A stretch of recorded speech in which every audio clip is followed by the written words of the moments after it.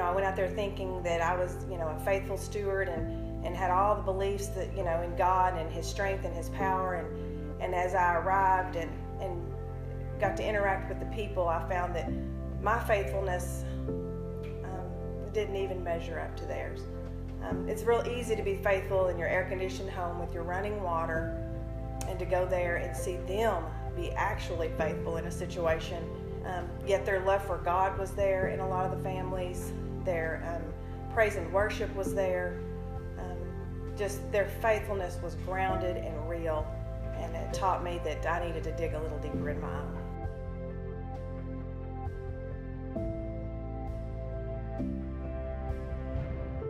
My first impressions when I got in Haiti is that it's really dirty, and I'm surprised how the people live that way and think that it's normal. One thing that personally affected me was the kids and how they played with what they got, and they slept on concrete floors and thought it was normal. It made me feel really blessed that I get to live with air conditioning and a soft bed, and that I don't have to sleep on the ground with no air conditioning. There was a gentleman there. He had very little. He sold watermelons at the market, and that's how he made a living, just selling watermelons and bananas. And our whole crew of 20 people surrounded him, and we spoke to him. Joe led him to Christ that day. But even before that, even before we had a conversation with him, he actually cut off 2 watermelons from the vines and just handed them to us. To them, 2 watermelons is just such an amazing gift. It's like giving us a car here. And yet he still shared just the little that he had, he still shared with us.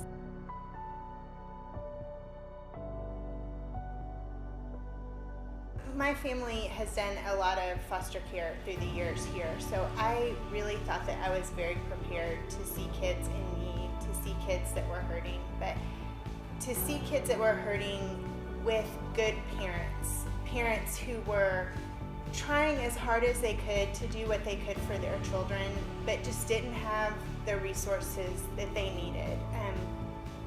Just things as simple as food and water that we don't, as parents, worry about. I turn on the tap and it's there. That was devastating, and it was hard to imagine putting yourself in that situation.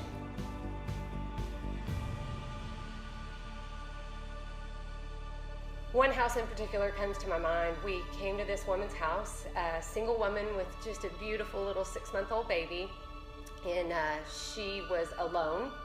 We offered to help her, and as a team we offered to do her dishes. After what seemed like hours of scrubbing dishes, we gathered around this woman to pray for her, and we specifically asked her, was there anything that she needed prayer for? Well, she's a single woman, and her spouse had left her, and that's what she wanted prayer for, was for her heart.